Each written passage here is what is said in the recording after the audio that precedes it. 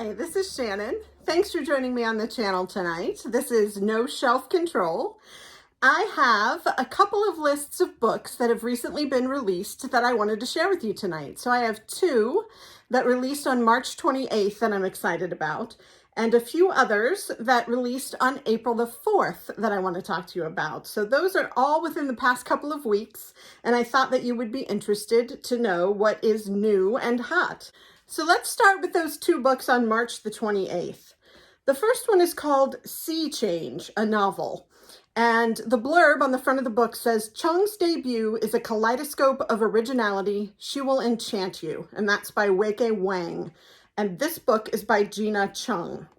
As I said, coming out March 28th, 2023 by Vintage, and it's 288 pages.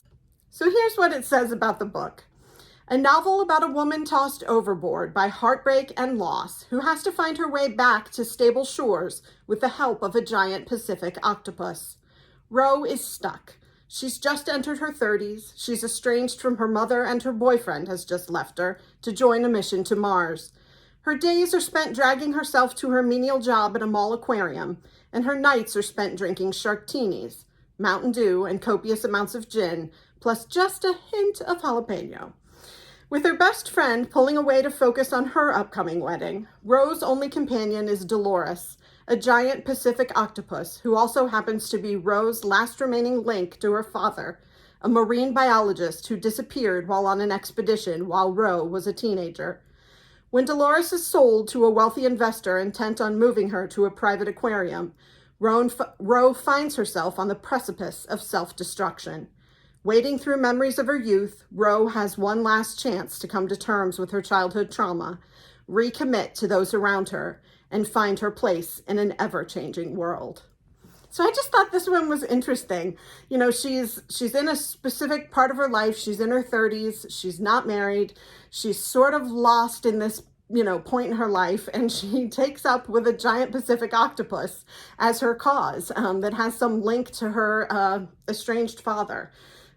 So I don't know. I just thought it would be interesting to see how this turns out and to look at the trauma she experienced as a young woman and how this relationship with an octopus brings her through it, or doesn't bring her through it. I'm not sure. So I also really liked the cover. I think the colors are great, and the octopus looks charming as opposed to scary like they sometimes do. So that is Sea Change by Gina Chung. The next one I wanted to talk about was Stars and Smoke by Marie Lu. And you may know her from some of her young adult series. This is also a young adult book. I'm playing with my hair here. Sorry about that. This book, called Stars and Smoke, also published March 28th, Roaring Book Press, 336 pages. Here's what it says about Stars and Smoke. This is YA. This smoldering enemies to lovers novel from #1 New York Times bestselling author Marie Lu puts a superstar global phenomenon and a hotshot young spy on a collision course with danger and Cupid's arrow in an electric new series perfect for fans of Nicola Yoon and Ally Carter. Meet Winter Young, international pop sensation with a voice like velvet and looks that could kill. His star power has smashed records, selling out stadiums from LA to London. His rabid fans would move heaven and earth for even a glimpse of him. Just imagine what they'd do to become his latest fling. Meet Sydney Cossette, part of an elite covert ops group. Sydney joined their ranks as their youngest spy with plans to become the best agent they've ever had. An ice queen with moves as dangerous as her comebacks, Sydney picks up languages just as quickly as she breaks hearts. She's fiery, no nonsense, and has zero time for romance, especially with a shameless flirt more used to serving sass than taking orders. When a major crime boss gifts his daughter a private concert with Winter for her birthday, Sydney and Winter's lives suddenly collide. Tasked with infiltrating the crime organization's inner circle, Sydney is assigned as Winter's bodyguard, with Winter tapped to join her on the mission of a lifetime as a new spy recruit. Sydney may be the only person alive impervious to Winter's charms, but as their mission brings them closer, she's forced to admit that there's more to Winter Young than just a handsome face. Romance and danger abound in this brilliant, breathtaking ride that will leave you clamoring for the sequel. And that quote is from Tahira Mafi, #1 internationally best-selling author of Shatter Me. Now, Marie Lu is very popular. You may have heard of her Legend series. She also has a book called Warcross and Sky Hunter. She's known for YA series that are extremely popular. She's a Chinese-American writer, and she just gets a lot of love from readers. So I am very excited that she's starting a new series, and this one is called Stars and Smoke. I know it's YA, I know it's romance. Neither of those are my #1 types of books, but this one, I don't know, the enemies to lovers trope. And then you've got this smart young spy woman that I'm very intrigued by, and a hotshot pop star, and we'll see what happens. And they're trying to infiltrate the mafia. So I don't know. I think the premise is enchanting, and I'm definitely willing to give it a try. So that is another one from March the 28th. Let's talk about April 4th. So what came out last week that we need to know about? The first one that I have on my list is The Society of Shame by Jane Roper. And the blurb on the book says, "Abso-freaking-lutely hilarious" by Jenna Bloom, New York Times bestselling author of Those Who Save Us. So this one is supposed to be funny. Came out April 4th by Anchor, and it's 352 pages. So this is The Society of Shame. Kathleen Held's life is turned upside down when she arrives home to find her house on fire and her husband on the front lawn in his underwear. But the scandal that emerges is not that Bill, who's running for Senate, is having a painfully cliched affair with one of his staffers. It's that the eyewitness photographing the scene accidentally captures a period stain on the back of Kathleen's pants. Overnight, Kathleen finds herself the unwitting figurehead for a social media-centered women's rights movement. #YesWeBleed. Humiliated, Kathleen desperately seeks a way to hide from the spotlight. But when she stumbles upon the Society of Shame, led by the infamous author Danica Bellevue, Kathleen finds herself part of a group of women all working to change their lives after their own scandals. Using the teachings of the society, Kathleen channels her newfound fame as a means to reap the benefits of her humiliation and reclaim herself. But as she ascends to celebrity status, Kathleen's growing obsession with maintaining her popularity online threatens her most important relationship in real life, that with her budding activist daughter, Aggie. Hilarious and heartfelt, The Society of Shame is a pitch-perfect romp through politics and the perils of being extremely online without losing your sanity or your true self. I love this. I love this idea. I love the fact that it's #YesWeBleed. I've seen several different things on TikTok and YouTube and Facebook with situations where women have been caught out with period stains on their pants and how they've had to deal with it. And I just think this is real. I think this is something, that could happen to any one of us. And the fact that there's a society of shame to deal with things like this just cracks me up. So I can't wait to see how the author handles it. And the fact that it's blurbed as abso-freaking-lutely hilarious, I think it's going to be worth the read. So The Society of Shame by Jane Roper. Let's see. The next one that I have coming up here is called The Last Heir to Blackwood Library, a novel by Hester Fox. And the blurb says, "An atmospheric and heartbreaking tale of loss, dark magic, and the power of love. This brilliant book will stay with you long after the last page." And that blurb is from Constance Sayers, author of The Ladies of the Secret Circus. Again, coming out April 4th by Graydon House, and it's 336 pages. And here's what I know about this one. Definitely different than the last couple we've talked about. In post-World War I England, a young woman inherits a mysterious library and must untangle its powerful secrets. With the stroke of a pen, 23-year-old Ivy Radcliffe becomes Lady Hayworth, owner of a sprawling estate on the Yorkshire moors. Ivy has never heard of Blackwood Abbey or of the ancient bloodline from which she's descended. With nothing to keep her in London since losing her brother in the Great War, she warily makes her way to her new home. The abbey is foreboding, the servants reserved and suspicious, but there is a treasure waiting behind locked doors, a magnificent library. Despite cryptic warnings from the staff, Ivy feels irresistibly drawn to its dusty shelves, where familiar works mingle with strange esoteric texts. And she senses something else in the library, too, a presence that seems to have a will of its own. Rumors swirl in the village about the abbey's previous owners, about ghosts and curses, and an enigmatic manuscript at the center of it all. And as events grow more sinister, it will be up to Ivy to uncover the library's mysteries in order to reclaim her own story before it vanishes forever. So anything, books about libraries, books about bookshelves, I'll read it all. But this sounds really intriguing. So she's lost her brother. She becomes Lady Hayworth and knows nothing of this abbey that she now owns. Goes there to find that it has an incredible library that has secrets. So yes, I want to read it and find out what those secrets are. So that is my interest in the last heir to Blackwood Library. I have a feeling some of you will be equally interested.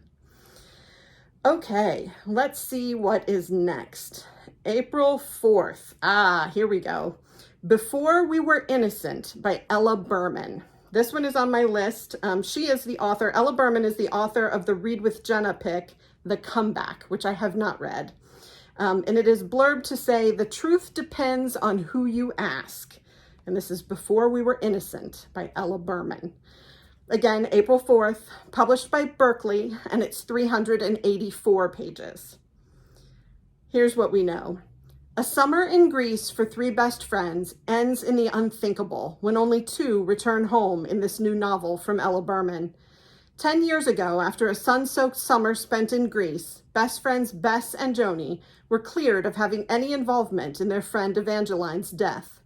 But that didn't stop the media from ripping apart their teenage lives like vultures. While the girls were never convicted, Joni, ever the opportunist, capitalized on her newfound infamy to become a motivational speaker. Bess, on the other hand, resolved to make her life as small and controlled as possible so she wouldn't risk losing everything all over again. And it almost worked. Except now Joni is tangled up in a crime eerily similar to the one that fateful night in Greece. And when she asks Bess to come back to LA to support her, Bess has a decision to make. Is it finally time to face up to what happened that night, exposing herself as the young woman she once was and maybe still is? And what happens if she doesn't like what she finds? So a coming-of-age story with a mystery. I like that. So we've got these two young women who were implicated in a crime, never convicted. And now one is involved in something else and needs help from the other one. And we're going to see if the one who wants her life to be very small and not impacted will go and help her, and what they'll learn as they do that. So this sounds very interesting to me. I hope it does to you too. The cover is three young women in bathing suits. And this just reminds me of being young on the beach and, you know, what things were like. So I can't wait to get my hands on that one. The next one that I have is a Kate Morton book. I know that many of you are big Kate Morton fans, and she did have a release this week. It is called Homecoming, a novel. And so it came out April 4th, Mariner Books, and it's 560 pages. So it is a big one. It is almost 600 pages. Let's see. Homecoming by Kate Morton. So here's what we have. Adelaide Hills, Christmas Eve, 1959. At the end of a scorching hot day beside a creek on the grounds of the grand and mysterious mansion, a local delivery man makes a terrible discovery. A police investigation is called, and the small town of Tambilla becomes embroiled in one of the most shocking and perplexing murder cases in the history of South Australia. 60 years later, Jess is a journalist in search of a story. Having lived and worked in London for almost 20 years, she now finds herself laid off from her full-time job and struggling to make ends meet. A phone call out of nowhere summons her back to Sydney, where her beloved grandmother Nora, who raised Jess when her mother could not, has suffered a fall and been raced to the hospital. Nora has always been a vibrant and strong presence, decisive, encouraging, young despite her years. When Jess visits her in the hospital, she is alarmed to find her grandmother frail and confused. It's even more alarming to hear from Nora's housekeeper that Nora had been distracted in the weeks before her accident and had fallen on the steps to the attic, the one place Jess was forbidden from playing in when she was small. At loose ends in Nora's house, Jess does some digging of her own. In Nora's bedroom, she discovers a true crime book, chronicling the police investigation into a long-buried tragedy, the Turner family tragedy of Christmas Eve, 1959. It is only when Jess skims through the book that she finds a shocking connection between her own family and this once infamous crime, a crime that has never been resolved satisfactorily. And for a journalist without a story, a cold case might be the best distraction she can find. An epic novel that spans generations, Homecoming asks what we would do for those we love and how we protect the lies we tell. It explores the power of motherhood, the corrosive effects of tightly held secrets, and the healing nature of the truth. Above all, it is a beguiling and immensely satisfying novel from one of the finest writers working today. Yeah, I really want to read that. So, you've got generations, you've got motherhood, you have a mystery and a cold case, and a woman who is at the helm of the opportunity to either implicate her family or not implicate her family in solving that cold case. I like secrets, I like generations, and I like Australia. So we will see how that one goes. And of course, it's Kate Morton. So what can go wrong? That's what I've got on that one. Of course, it is 560 pages, so it better be good. But I have good feelings about it. Here's what else I put on my list from April the 4th. A book called Not Here to Stay Friends by Caitlin Hill. And it is blurbed as a swoon-worthy, feel-good love story by Jessie Q. Sutanto, author of Dial A for Aunties and Well, That Was Unexpected. So Not Here to Stay Friends by Caitlin Hill, April 4th, by Delacorte Press, and it's 352 pages. Here's the synopsis. This friends to lovers spin on The Bachelor follows two childhood besties reuniting to spend the summer in LA after 5 years apart. But when they both get involved with a teen reality dating show, their lives take an unexpected turn for the unreal. Sloane McKenney feels like a background character in her own life, but this summer will be different because she's spending it with her childhood best friend Liam Daniels in her dream city, Los Angeles. Sure, she's surprised to find that Liam just happens to have had a hot guy glow up since she last saw him, but so what? A little attraction won't ruin her plans for their fun and completely platonic reunion. What might, however, is that Liam has been roped into working for his producer dad's new teen reality dating show, Aspen Wood's Future Leading Lady. Liam figures Sloane can still hang out with him on set while he fetches coffee for the film crew or whatever it is that production assistants do. Except it turns out the show is one contestant short, and Sloane is the perfect last-minute addition. Once cameras are rolling, the whirlwind of dating teen heartthrob Aspen Woods feels way more real than Sloane expected, and Liam doesn't exactly enjoy watching it all unfold. But it's behind the scenes where the drama really picks up, because wanting to kiss your best friend? That's a plot twist neither Sloane nor Liam ever saw coming. So pretty classic romance. I mean, it's based on The Bachelor. So I just think this is a light, easy, fun one that I would definitely like to read. So I try to pick up romance here and there, and this one seems pulpy and something that I'm definitely interested in. Now, this next one you might get a giggle out of, but I had to include it. So it is a children's book, and it is by Mo Willems. This is called Be the Bus, The Lost and Profound Wisdom of the Pigeon. Now, if you know anything about Mo Willems, the pigeon is in all of his books, even Elephant and Piggy and books of his that have nothing to do with Don't Let the Pigeon Drive the Bus. The pigeon always appears on the back cover or somewhere in the book. Well, this is a book of profound wisdom from the pigeon, and it says, as told to Mo Willems. So I had to put this on here. Mo Willems is one of our favorite authors, my son and I. I would read anything he wrote. I have a kindergarten reading buddy, and I bought her the Elephant and Piggy Biggie book that has a whole bunch of Elephant and Piggy stories in it by Mo Willems, but I just love Mo Willems. So I had to include that this one comes out on April 4th. By Union Square Company. It's 80 pages. It's a children's book. And here's what it says. #1 New York Times bestselling author and illustrator Mo Willems shares wit and wisdom from the pigeon in this one-of-a-kind humor book for adults. Discover important tips, thoughts, opinions, quotes, complaints, and basic philosophical misunderstandings in this profound collection of pigeonisms. This 80-page gift-size collector's title features all new original art, along with big and little pigeony tidbits to ponder, such as, "Let me be the first to say that everything has already been said. Surprises happen when you least expect them. If I could change just one thing about myself, I'd be perfect." A must-have book for grown-up pigeon fans. So I highly recommend this. It would be a great maybe gift for graduation. I'm sure that's what Mo Willems and his publisher are thinking. But I can think of a lot of ways for this book to be popular, and I think you should read it. Let's see. My next choice for my list for this week is Queen Bee by Amelie Howard. And it says, "Revenge is her opening move. Love might be the end game." This is published by Joy Revolution, came out last week, 368 pages.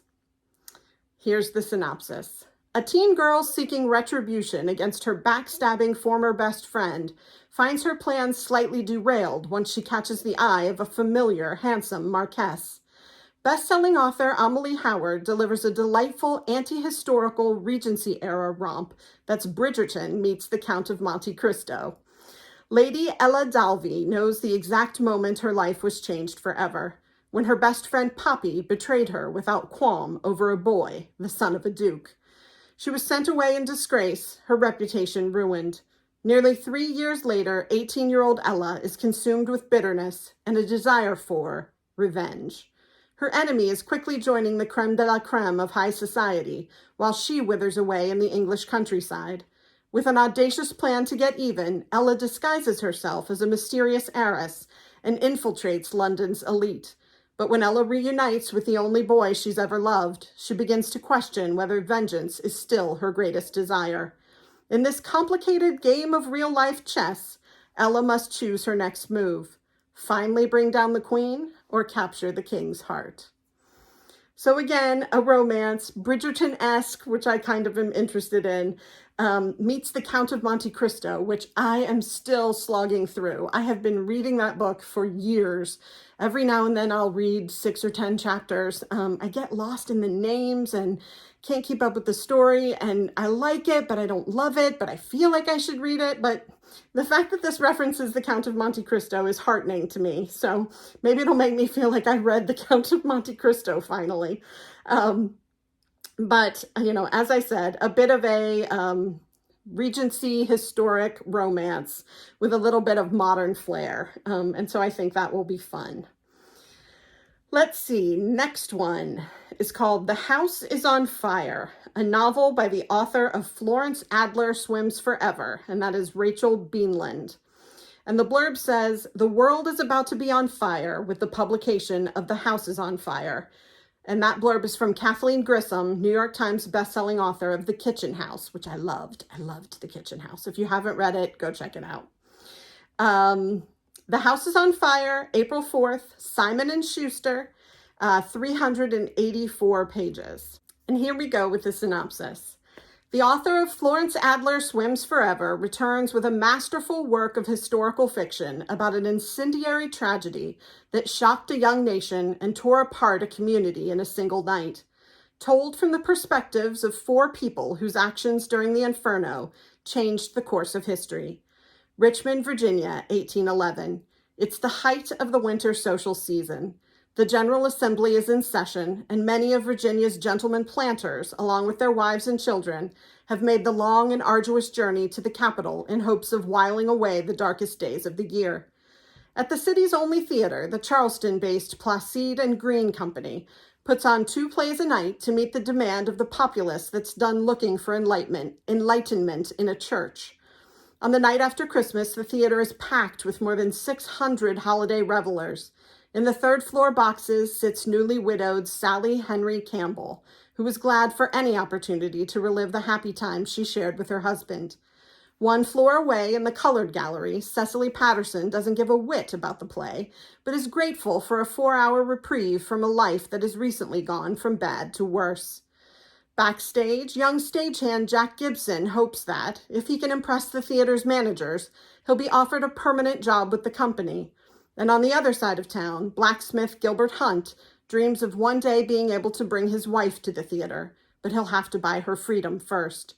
When the theater goes up in flames in the middle of the performance, Sally, Cecily, Jack, and Gilbert make a series of split-second decisions that will not only affect their own lives, but those of countless others. And in the days following the fire, as news of the disaster spreads across the United States, the paths of these 4 people will become forever entwined. Based on the true story of Richmond's theater fire, The House is on Fire offers proof that sometimes, in the midst of great tragedy, we are offered our most precious and fleeting chances at redemption.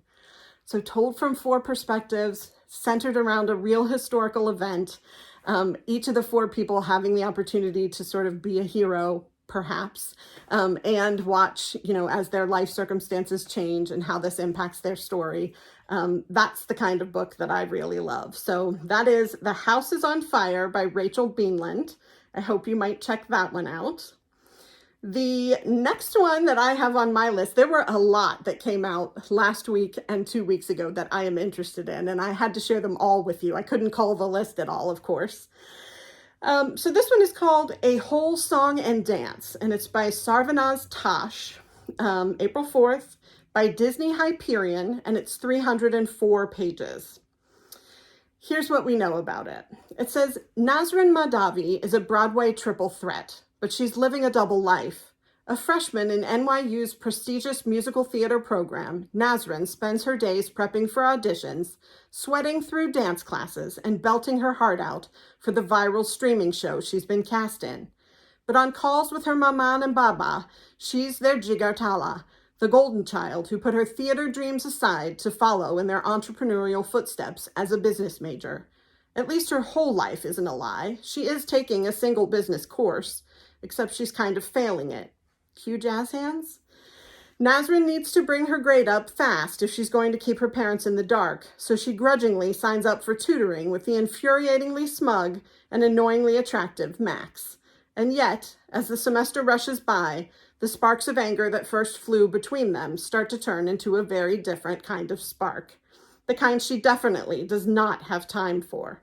Except when Nazrin's charming, though devious cousin takes an interest in Max too, Nazrin has to figure out exactly what has been an act and what's for real.